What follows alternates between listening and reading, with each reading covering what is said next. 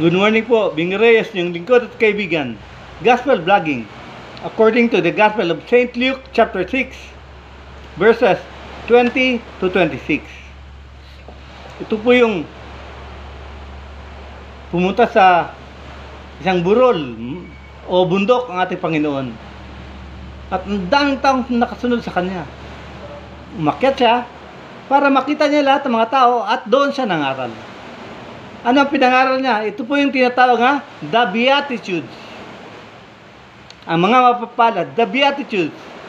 Ang tagpong to ay tinatawag the Beatitudes or the Sermon on the Mount. Sa Sermon on the Mount, ang kanyang sinermon, pinangaral ay tawag the Beatitudes. So, doon tayo sa Beatitudes.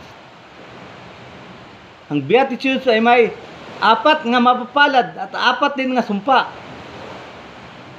Simulan natin. Bago pa, dapat natin at the outset, we have to know that noticeably, this teaching of the Lord Jesus Christ is one of the most awkward teaching. Hindi katanggap-tanggap. Katanggap-tanggap man, mahirap tanggapin. Bakit? Dahil yung sinasabi niyang mapapalad, ito ay salungat sa ating pananaw. Salungat sa ating pagsisikap, samantalang buhay pa tayo dito sa mundo. Tingnan natin bakit. Una, sabi niya, mapalad kayong naghihirap. Blessed are the poor. Yung walang mga pera, kulang sa pera. You will have your wealth in the next life in the kingdom of heaven. Pangalawa, mapalad kayong nagugutom. Blessed are those who hunger, for you will have your fill. Mabubusog din kayo. Pangatlo, blessed are those who weep and mourn. Yung naghihinagpis, nagiiyakan dahil nawalan kayo ng mahal sa buhay. Dahil makakamit nyo din ang kaginawaan. At pangapat, blessed are those who suffer in this world, who are chastised, who are ridiculed. Your comfort, your reward will be great in heaven. Agad-agad makita natin 1, kahirapan. 2, kagutom. 3, hinagpis. At 4, inapi ng mundo. Yung 4, puros may kawalan, kakulangan. Mahirap, kapos ka sa pera. Gutom, kapos ka sa pagkain. Hinagpis na walang ka na mahal sa buhay. At yung inapi ng mundo, dahil wala kang social standing, hindi ka ginagalang. Kaya inaapi ka, mababa ang tingin sa iyo ng mga tao. Hindi ka kabilang sa alta syudad. Yun po. Siyempre, isipin natin, paano naging mapalad kung wala kang pera? Poor ka. Paano naging mapalad kung wala kang pagkain? Magpapasbo ka. Diba? Paano naging mapalad? Namatayan ka, mapalad? Inaapi ka ng mundo, mapalad? Ganito po yun. Sa buhay natin sa mundong ibabaw, dahil hindi tayo perfecto, tayo ay nagkakasala. Pag sinabing kasalanan, buwang yung kalaman na ito ay mali, ginagawang pa din.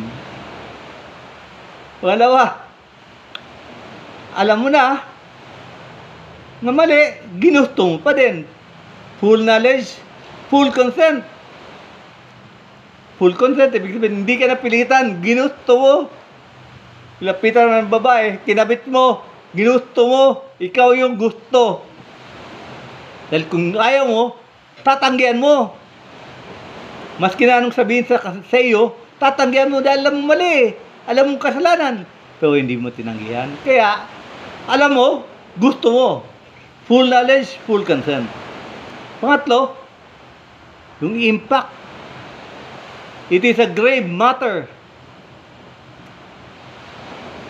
Nagdulot ito ng matinding perwisyo sa tao o sa kanyang pamilya. Yung pumatol ka, nagkabit ka, sinira mo ang pamilya, sinira mo ang pamilya mo. Grave matter. Kaya hindi biro-biro. Yun, pag alam mo, ginusto mo, at matindi ang perwisyo, grave matter, ay matindi. Bakit matindi? Dahil po, ang bawat kasalanan ng ating ginagawa sa mundong ibabaw sa buhay natin, ay may kakibat nga parusa nga naghihintay sa atin sa kabilang buhay. Maging sa impyerno habang buhay o sa purgatorio. Paglilinis, paghanda para matapos ang parusa, saka pa lang tayo tatanggapin sa kaharian ng langit. Bawat kasalanan ay may kaakibat nga parusa, kaya mag-iingat sana. Lalo kung alam mo, ginusto mo, full knowledge, full consent, matindi ang perwisyo. Yung nagnakaw ka ng 5 piso sa mayaman, sa milyonaryo, bali wala sa kanya yon. Pero yung nakaw ka ng 5 piso sa puluwi, ay nako, ang tindi ng parusa. Maliwanag yung kaibahan sa 5 piso ng mayaman, 5 piso ng mahirap. So bawat kasalanan natin ay may kaakibat na parusa. Hindi mawawala yun. Kaya sabi ng Panginoon, kung ikaw ay gutom, kung ikaw ay kapos sa pera, mapalad ka. Ang ibig sabihin niya, kung ikaw ay nagdurusa ngayon, mapalad ka. Bakit? Paano yung parusa na naghihintay sa atin, binabayaran na natin. Simulan na natin bayaran dito. Kaya mapalad tayo. Guess nyo? Bali, advance payment. Pero hindi yun ang punto. Ang punto is, mapalad tayo dahil pinili tayo ng Panginoon. Ngayon nahanda tayo, mababawasan natin parusa. Bakit mababawasan? Dahil sabi niya, hindi ka papakawalan hanggang hindi mo nababayaran hanggang sa pinakahuling kusing. You will never release until you have paid the last penny. Yun yung kaakibat na parusa natin. Kaya kung meron tayong pagdurusa dito sa mundo, maswerte na tayo. Advance payment yun. Ibig sabihin, mahal tayo ng Diyos. Kaya nga tinawag niya tayong mapalad. Mapalad ka. Kung naghihirap ka, kapos ka sa pera. Mapalad ka kung nagugutom ka, kapos ka sa pagkain. Mapalad ka kung naghihinagpis ka. Nawalan ka ng mahal sa buhay. May mahal mong umalis. Nasaktan ka. Mapalad ka. Mapalad tayo dahil advance ang ating pagdurusa. Dahil yung pagdurusa ang naghihintay sa atin sa kabilang buhay, mababawasan. Kaya ngayon, maintindihan natin bakit sinabi ni Maximilian Kolbe, Panginoon, kung kulang pa ang aking pagdurusa, dagdagan mo pa. Kung ito ang magiging kalugod-lugod ako sa iyong paningin, dagdagan mo pa ang aking parusa. I'd like to suffer more for you. Yun sabi ni Maximilian Kolbe. Saint Maximilian Kolbe. At si Jeremiah, yung propeta, ang sabi niya, dalawa pa lang buto na bali nyo, baliin pa nyo yung iba dahil kung ito ang paraan kalulugdan ako ng Panginoon, gawin nyo. Sa Lorenzo Ruiz, di ba? Hindi ka namin papatayin. Maski, basta, itakwil mo lang ang Diyos. Ano sabi niya? If I have 1,001 lives, I will offer all to God. So, go ahead. Meet my day. Kill me. At first sight, at the outset, sasabihin mong mangangal sila. Pero, they follow the logic of the Lord. Mapalad ang mahirap, mapalad ang nagugutom, mapalad ang naginagpis. For great is your reward in heaven. Lalimbis niya, libu-libong taon tayo sa purgatorio o baka may impyerno pa dahil sa kasalanan natin, mababawasan na. Paano nga, di ba? You will never release until you have paid for the last penny. Kaya mag-ingat sa mga kasalanan. Dahil hindi tayo papakawalan hanggang hindi natin nababayar hanggang sa pinakahuling kusing. Yun. Napakalaga yun. Kaya yung beatitude, napakalaga. Mapalad ang naghihirap. Those who are poor, for your wealth will be in the other life. Mapalad ang naggutom dahil bubusugin kayo. Mapalad ang nagiging because you shall be comforted. At last, mapalad ang inaapi sa mundo. Yung hindi tayo kabilang sa alta syudad. Inaapi tayo, binabaliwala, binabasta-basta. Okay lang yun. Dahil mahal tayo ng Diyos. At yung umapi sa atin, sila naman ang kawawa. Dahil nga, bawat kasalanan, may kaakibat ka, parusa. Doon tayo dapat nag-iingat. Doon tayo dapat kwedaw. We have to be meticulous in this aspect because it means a great deal for us. Dito sa mundo, we live 60, 70, 80, 90 years, 100 years. But wala nakakaalam kung ilang taon natin gugugulin na pagbabayad sa ating kasalanan. 50 years, 200 years sa purgatory, o forever sa impyerno. Sa impyerno wala ng chance, no chance at all. Yung kwento ni Lazarus, the poor man, the rich man, and the poor man Lazarus. Nung namatay sila, sabi ng mayaman, napunta ang mayaman sa impyerno, pagkatapos yung si Lazarus, andun, kasama ni Abraham. Sumigaw ang mayaman, tulong! Ang sabi ni Abraham, huli na. Wala nang, ang pagitan na to walang nakakatawid. Ang pagitan natin, wala nakakatawid. Diyan ka na forever, dito na si Lazarus forever. Ha? Kaya mag-ingat po tayo. Hindi biro ang kasalanan. Dahil bawat kasalanan ay may kaakibat nga parusa. Kaya isa alang-alang palagi ang paggawa ng kabutihan. Because goodness is God. And if we have goodness in our lives, then we belong to God. Yun lang tatandaan natin. Gawa ng mabuti. Iwasan ng kasamaan. Iwasan ng manakit. At kung nakasakit tayo, matutong humingi ng tawad. Hanggang hindi tayo nabswelto, hindi tayo pinapatawad, ang ating parusa, kompleto! Ha! Baka yung pa ang sanhi. Bakit tayo may impyerno? Dahil nga, sabi ng Panginoon, whatever you do to the least of your brethren, that you do unto me. So, yung lahat ng umapi sa atin sa mundong ibabaw, yung lahat ng nagpahirap sa atin sa mundong ibabaw, magbabayad sila sa Panginoon. Wala pong absuelto sa kanila. Dito sa mundo, baka mukha silang okay, mukha silang ang tawag yun, magaan, masarap ang buhay nila. Mukha lang yun. Pero, tayong naghihirap. May pogi-poet tayo doon sa langit.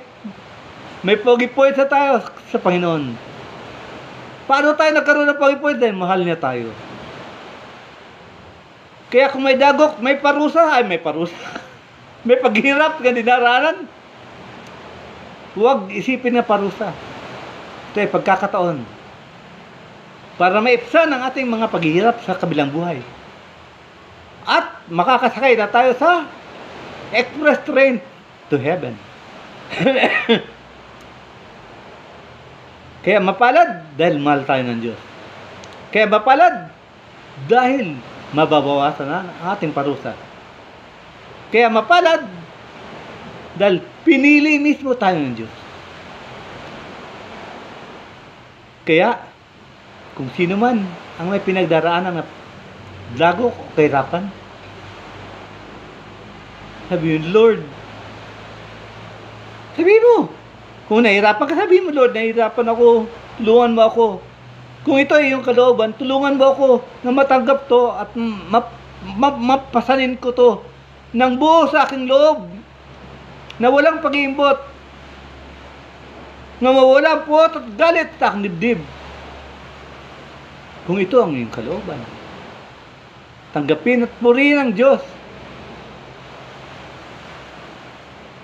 Ngunit, kung pwede, kung maaari lang, humiling. Hindi masama, pwede. Mabuti nga, mahalaga, pinapayag mo sa Panginoon. Ano ang iyong pag-iimbot? Ano ang nasa loob? Ano ang nasa loob? Panginoon, hindi ko lubusang maunawaan. Bakit? Tulungan mo ako. At liliwanagan ka ng Espiritu Santo. Maintindihan mo, maunawaan mo. Maunawaan mo yung sinasabing hindi pinagbigyan. That is not rejection, that is protection. Maunawaan mo yun. Dahil liliwanagan ka ng Espiritu Santo. Pero bago mangyari yun, kailangan ipahayag mo. Tanggapin mo at ipahayag mo. Magbigay pugay, magbigay puri sa Panginoon. Lord, tulungan niyo ako maunawaan ko. Tulungan niyo ako matanggap ko. Dahil pag sinabi mo yun, pag inabot mo ang langit, ang iyong pagdurusa ay maging pagkakataon ng biyaya. Imbis nga nagdurusa ka, sakit-sakit, kawawa naman ako, yun. Maging pagkakataon ng biyaya.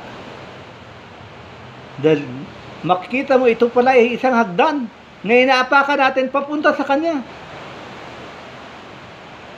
Hindi kawalan lahat ng paghirap, pagdurusa sa atin. Dahil ito ang hagdan papunta sa Panginoon. Ang daan, ang liwanag. Dito natin makikita. Dito, sisibol ang pag-asa sa ating buhay. Higit sa lahat, dito tutubo at tatatag ang ating pananampalataya. Ano nga ang mangyari? Dumulog sa Panginoon. Dahil ito lang po ang paraan para maunawaan natin ang buhay natin sa mundo. No one is a master in this life. No one was born expert to understand everything about life. Kaya yung nauna sa atin, may nag-share ng words of wisdom, matuto tayo, makinig. Higit sa lahat, dumulog tayo sa Panginoon dahil Siya ang Panginoon ng buhay. Upang maunawaan natin bakit tayo ganito, bakit tayo naghihirap, bakit kapos ang pera, ba't mapalad tayong kapos ang pera, ba't mapalad tayong wala tayong makain, ba't mapalad tayo na wala tayo ng mahal sa buhay. Iniwanan ako, ano ba yan, pinagpalit ako. Yun pala, two-timer pala siya, di ba, nawalan ka ng manloloko. Lahat ay may dahilan. Ang sa atin lang, dumulog tayo sa Panginoon para maunawaan natin. Nawa, mahirapan man tayong tagapin, dumulog tayo sa Kanya. Dahil Siya ang nagsabi ng mapalad tayo. Hanggang dito lang po. Maraming salamat. God bless us all.